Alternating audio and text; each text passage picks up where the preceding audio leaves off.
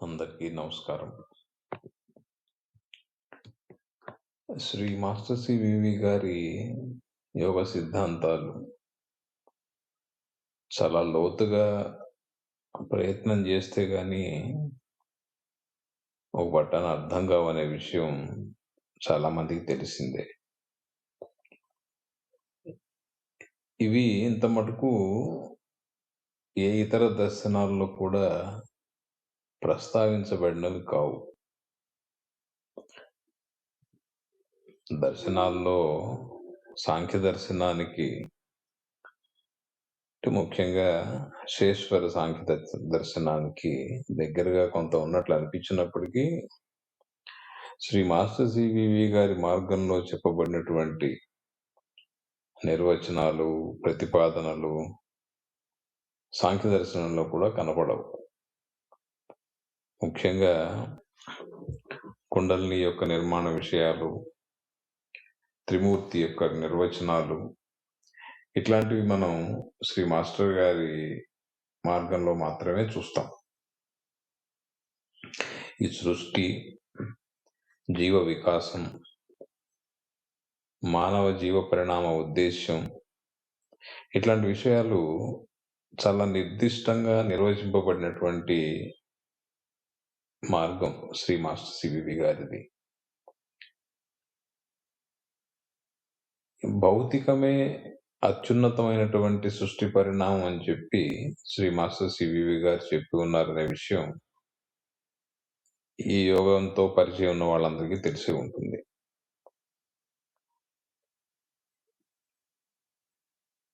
ఈ మార్గాన్ని యోగ మార్గం అనే కంటే మౌల్డింగ్ లైన్ అనటం సరైందేమో అనేటువంటి వ్యాఖ్య వారు చేసినట్లుగా ఇన్నర్ సెక్షన్ లో పనిచేసినటువంటి ఫస్ట్ గ్రూప్ మీడియం ఒకరు రాసుకున్న నోట్స్ ను బట్టి మనకి తెలుస్తుంది. ఈయన ఫస్ట్ గ్రూప్ సభ్యుడిగా ఉండి చేరిన మర్నాటి నుంచే ఉన్నత ప్రక్రియ సాధన ఇవ్వబడి ఒక 2-3 సంవత్సరములు చాలా తీవ్రంగా సాధన చేసిన తర్వాత దేహాన్ని విడిచివేశారు. ఆయన సిఆర్ శ్రీనివాసయ్యర్ అనేటువంటి ఒక మీడియం. వారు రాసుకున్నటువంటి కొన్ని నోట్స్ గురించిన సమాచారం మనం కొంత పరిశీలించవచ్చు.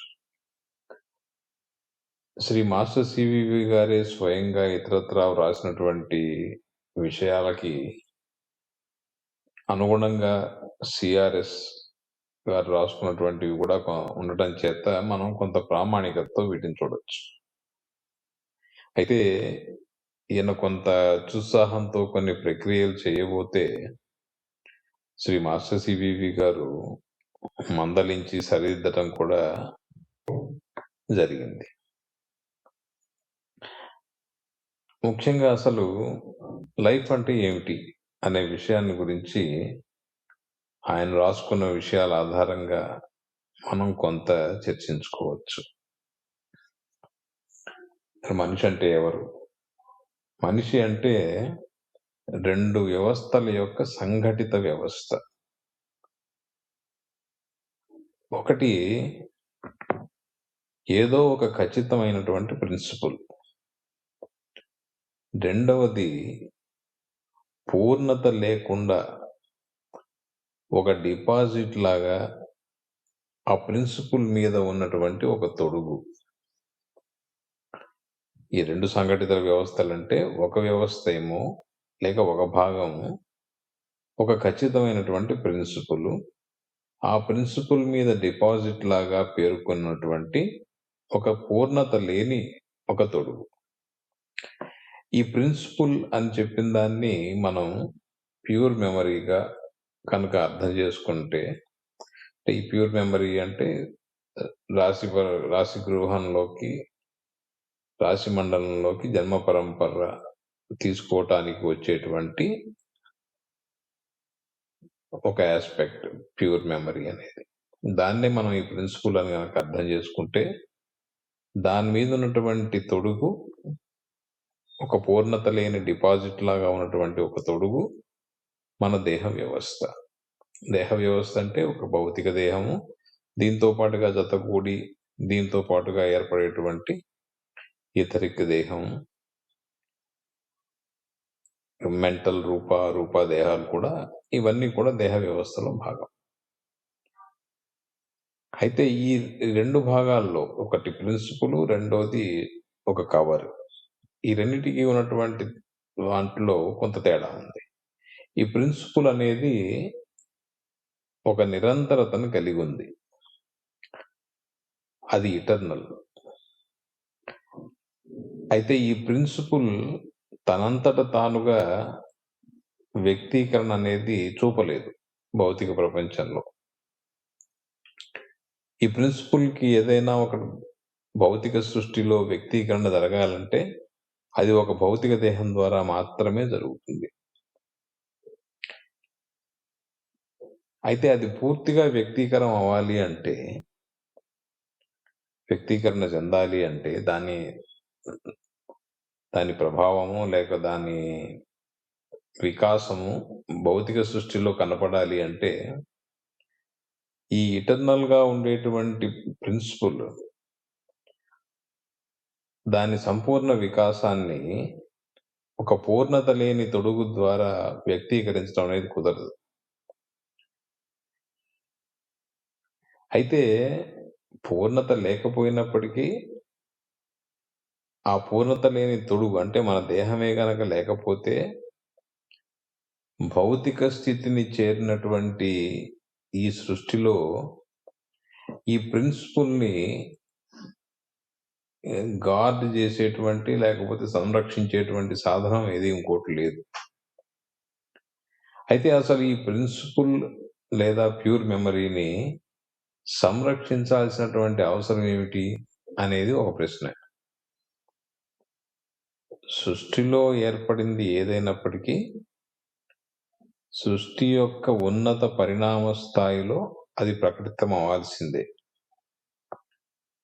లేకపోతే అలా ప్రకటితం కాకపోతే ఈ ప్రిన్సిపుల్ సృష్టిలో ఏర్పడటం, అది ఇటర్నల్‌గా ఉండటం అనేది ఒక ఉపయోగం లేనటువంటి ప్రక్రియ అవుతుంది. అలా ఉండదు కదా సృష్టిలో ఏది కూడా. అయితే ఇక్కడ ఈ ప్రిన్సిపుల్‌ని దేహం సంరక్షించటం అంటే ఏదో కాపాడటం అనేటువంటి వాడుక భాషలో ఉన్న అర్థంగా కాక ఒక వ్యక్తీకరణకు అవకాశం ఇచ్చేటువంటి పరిస్థితిని కల్పించడం అనుకోవచ్చు. అంటే ఈ ప్రిన్సిపుల్ ఈ భౌతిక దేహం అనేటువంటి తొడుగు ద్వారా తన యొక్క వికాసాన్ని వ్యక్తీకరింపజేస్తుంది.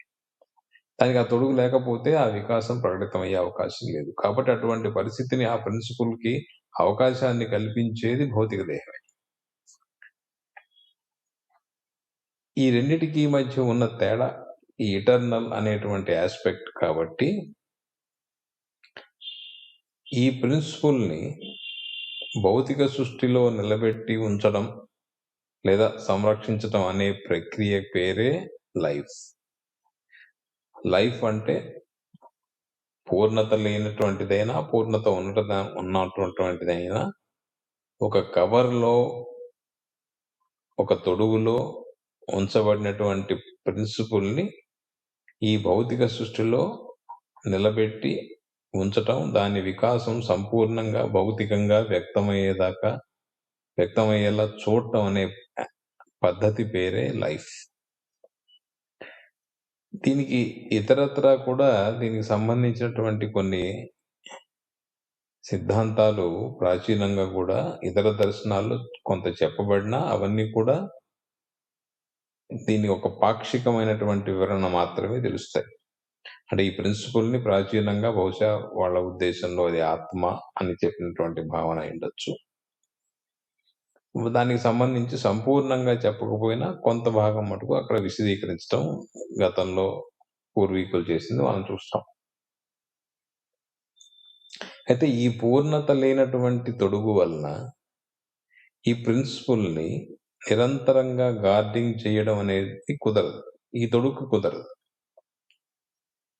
ఈ దేహము అనేటువంటి ఈ తొడుగులో మౌలికమైనటువంటి మార్పులు చేయడం శ్రీ మాస్టర్ సివివి గారి మార్గంలో జరిగింది కాబట్టి ఈ మార్గాన్ని యోగ మార్గం అని చెప్పడం బదులు మౌల్డింగ్ లైన్ అని చెప్పడం సముచితమని శ్రీ మాస్టర్ సివివి గారు ప్రస్తావించినట్లుగా సిఆర్ శ్రీనివాసయ్యర్ గారు రాసుకున్నారు.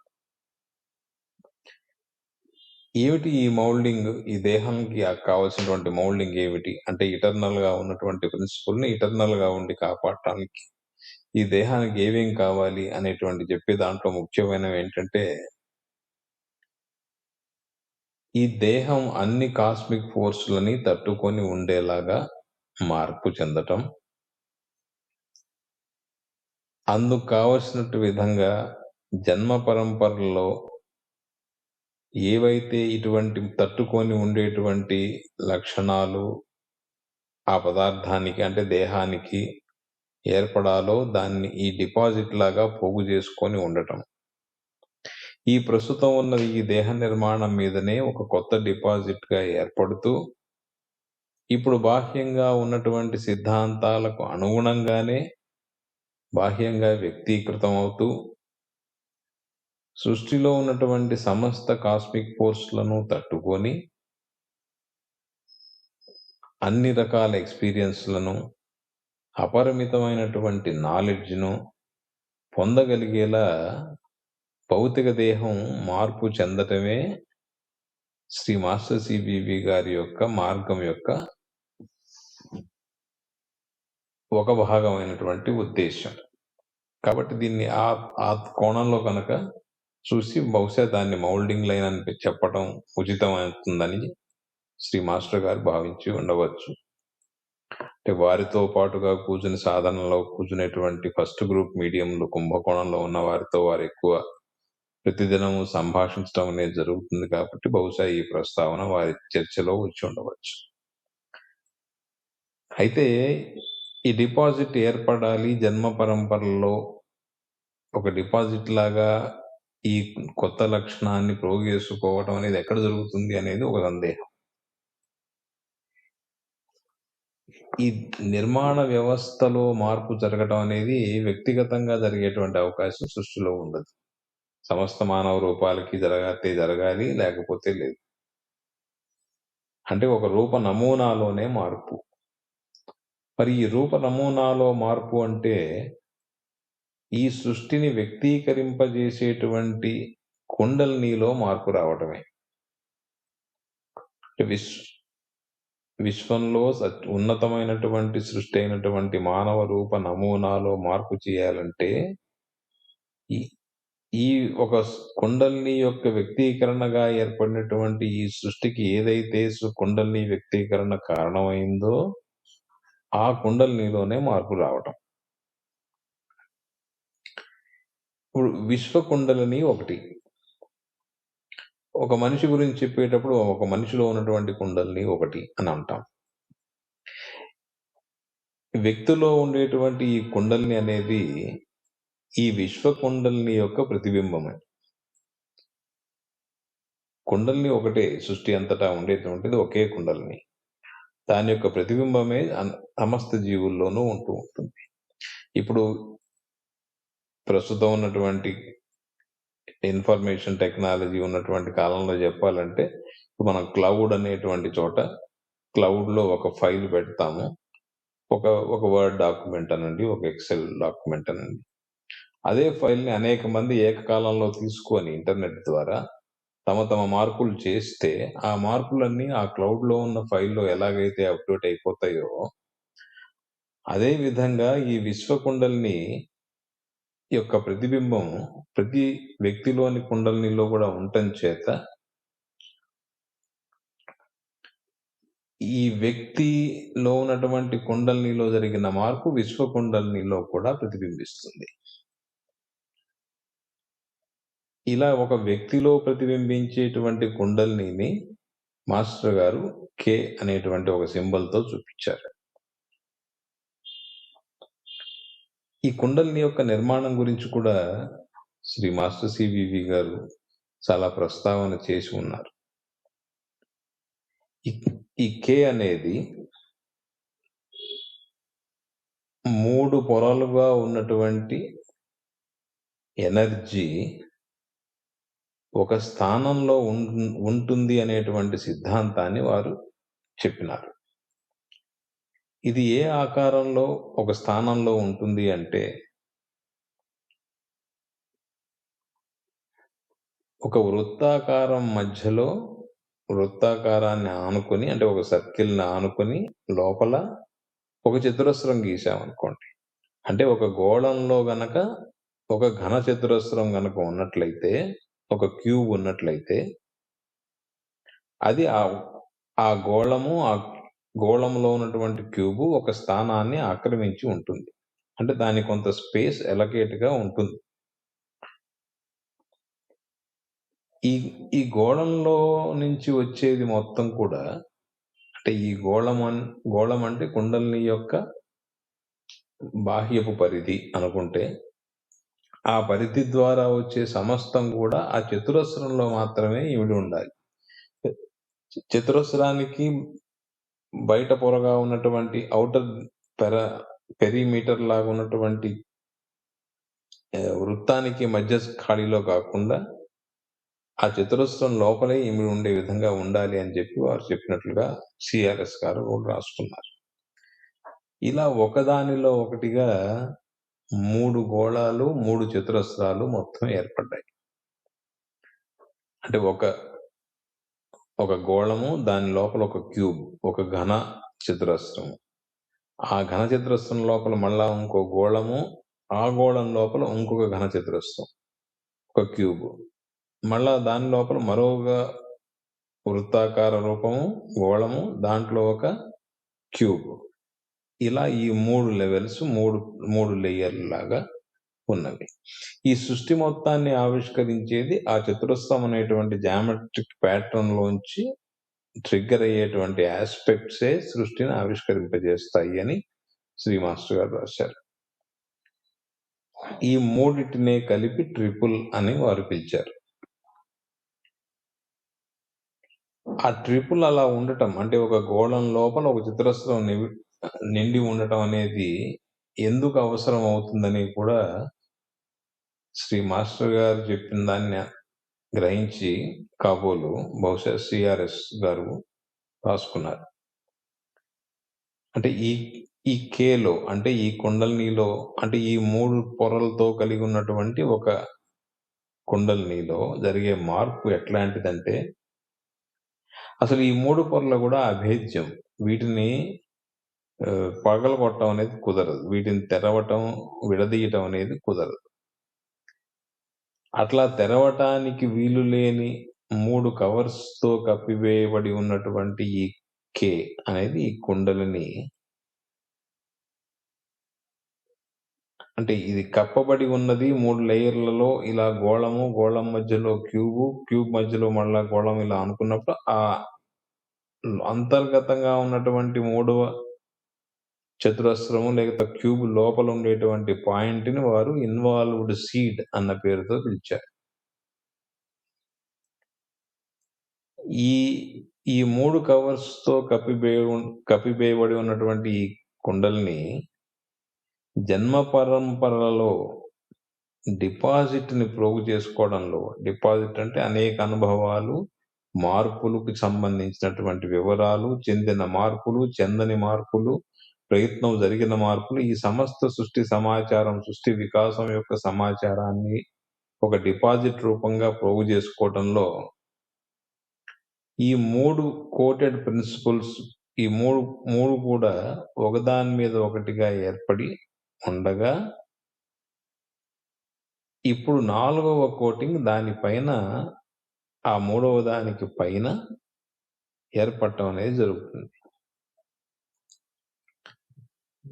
ఈ అంతర్గతంగా ఉన్నటువంటి ఇన్వాల్వ్డ్ సీడ్ పైన ఉన్నటువంటి ఈ 3 విడదీయటానికి అవకాశం లేనటువంటి కవర్లను విడదీసి, దానికి విశ్వం నుంచి దాంట్లో పోగుపడుతున్న దాన్ని గమనిస్తూ, ఈ ఇన్వాల్వ్డ్ సీడ్ ఏదైతే ఉందో దాన్ని మరింతగా కుదించి వేసి, ఆ ఇన్వాల్వ్డ్ సీడ్‌లో ఉన్నటువంటి ఇన్నర్‌ను, ఔటర్‌ని కలిసేలాగా చేయటం. అనేది సాంకేతికంగా శ్రీ మాస్టర్ గారు చేసినటువంటి ప్రక్రియ. ఇలా కుదించటానికి గోళాకారంలో ఉన్నటువంటి స్థానం మధ్యలో ఒక క్యూబ్ ఉండటం అనేది ఈ కుదించే పద్ధతికి ఉపయోగపడుతుంది అని వారు చెప్పారు. కాబట్టి ఇటువంటివి చూస్తే అత్యంత సాంకేతికంగా శ్రీ మాస్టర్ సివివి గారు ఈ మార్గాన్ని ఎంత నిర్దిష్టంగా నిర్వచించారనేది తెలుస్తుంది. ప్రిన్సిపుల్, లైఫ్, కుండలిని, కే, ట్రిపుల్ ఇట్లాంటి ఎన్నో ఉన్నతమైనటువంటి విషయాల మీద ఈ మార్గం మీద ఉత్సాహం ఉన్నటువంటి వాళ్ళకి ఒక అవగాహన పెంచుకోవడం అనేది చాలా అవసరం. వీటికి శ్రీ మాస్టర్ సివివి గారు వ్రాసి ఉంచినటువంటి రచనలే ప్రమాణం. అందరూ వాటిని గమనించి విషయాల్ని ఆకలింపు చేసుకోవాలి. నమస్కారం.